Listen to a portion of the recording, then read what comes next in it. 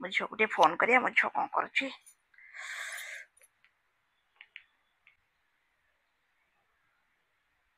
ଆସି ଦିନ 10ଟା ବାଜିଲାଣି।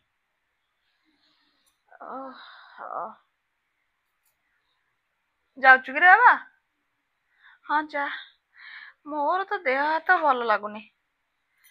ହଁ ନାଇଁ ମେଡିସିନ ଆଣିବୁନି। ପୁଅ ଗଲା ପରେ ଦେହ ପୁରା ଭଲ ହେଇଯିବ ପୁରା। ହଁ ତୁ ଯା, ତୁ ଯା। ମୁଁ ଟିକେ ଶୋଇ ପଇଲେ ଭଲ ଲାଗିବ।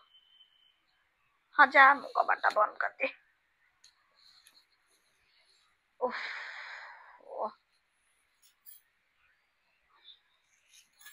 ହଁ ଯା।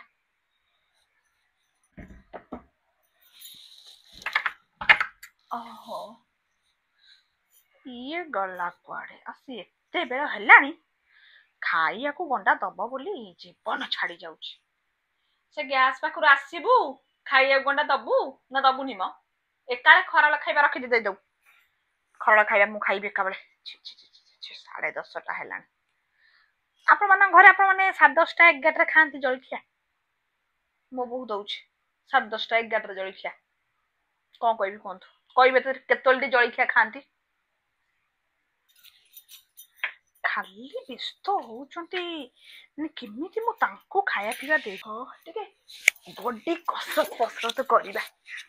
କ'ଣ ଖାଇବା ପିଇବା ଟିକେ ବଡି କସରତ ହଉନି ବୋଲି ଦେହଟା ଭଲ ଲାଗୁନି। ନହେଲେ ସେମିତି ଦେହ କିଛି ଦେହ ହବ କ'ଣ? ସକାଳ ସନ୍ଧ୍ୟା ବୟସ ହେଲାଣି, ଟିକେ ଇଏ ହଉଛି ଆଉ। ମୋ ଝିଅକୁ ଟିକେ ଫୋନ୍ କରିବା, ମୋ ଝିଅ କ'ଣ କରୁଛି।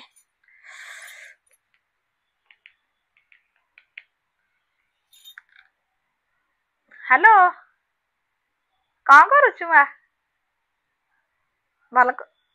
ଭଲ ଅଛି ତ ଦେହ? ହଁ ମ, ଏଇ ତ ଛୁଆ ସ୍କୁଲ ତ ପଳେଇବେଣି। ପୁଅ ମୋର ଅଫିସ ଗଲେଣି। ଆଉ ଅଫିସ ଗଲେଣି, ତୁ ଟିକେ ରେଷ୍ଟ କରୁନୁ। ଛୁଆ ତ ସ୍କୁଲ ପଳେଇଲେଣି, ତୁ ଟିକେ ଗଡୁନୁ। ଖାଲି ସେଇ ଘର କାମ କରିବୁ। ଶାଶୁ ଯାହା ହେଇଛି ସକାଳୁ ସେଇଆକୁ ଶାଶୁକୁ ଦେଇ ଦଉନୁ। ଟିକେ ରହ, ଅଛି। ଆଲୋ, ତୁ କାଇଁ ଏତେ କାମ କରୁଛୁ? ହାଁ, ଶାଶୁ ବୁଢୀକୁ ଯାହା ଅଛି କରିକି ଖାଇବାକୁ ଦେଇଦବୁନୁ। ତୁ ଶୋଉନୁ, ଛୁଆଙ୍କ କାମ କରିବୁ, ଘର କାମ କରିବୁ, ଜ୍ୱାଇଁ ଯିବେ। ତୁ ଯା ଶୋ। ଭାଉଜ ସେପଟେ ଅଛି, ମୁଁ ଧୀରେ ଧୀରେ କଥା ହଉଛି। ମୁଁ ଜୋର କଥା ହେଇପାରିବିନି। ଅନେଇଛି।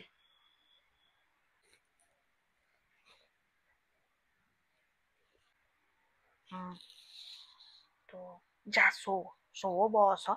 ଏତେ କାହିଁ କାମ କରିବୁ? ଇଏ ଗୋଟେ ଆଇଛି ଏମିତି କାମ କରି ପକଉଛି। ହଉ ମୁଁ ରଖୁଛି, ଖରା ବେଳକୁ କରିବି ହେଲା। ରଖ କାଟିଦେ, ସେ ଆଇଲାଣି। କ'ଣ ଖାଇବା ହେଲା? ତୁ ଆଜି ଦେଇ ଆଉ ପାରିବୁନି, ରଖିଦେ। ଲୋକଙ୍କର ଖରାଳ ଖାଇବା ରୋଷେଇ ସଇଲାଣି। ଯଜ୍ଞ ମନ୍ତ୍ର ବୋହୁ ଦେଖୁଛନ୍ତି ମୋର।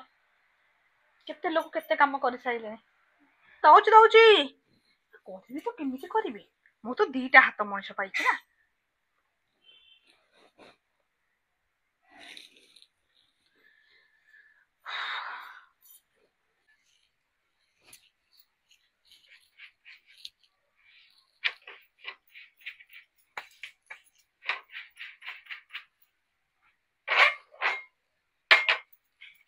ହେଇଗଲା।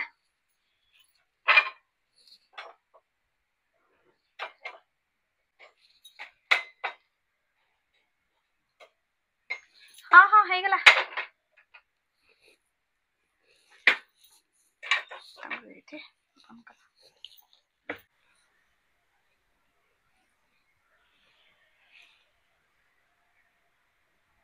ଦେଖନ୍ତୁ କେମିତି ଝିଅ ଆଗରେ ଗପ କରାହଉଛି।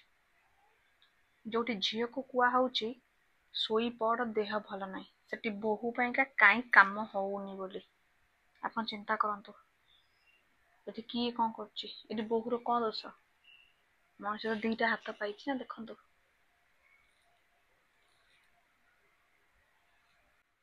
ଯାଏ ଖାଇବାଟା ଦେଇ ଆସେ।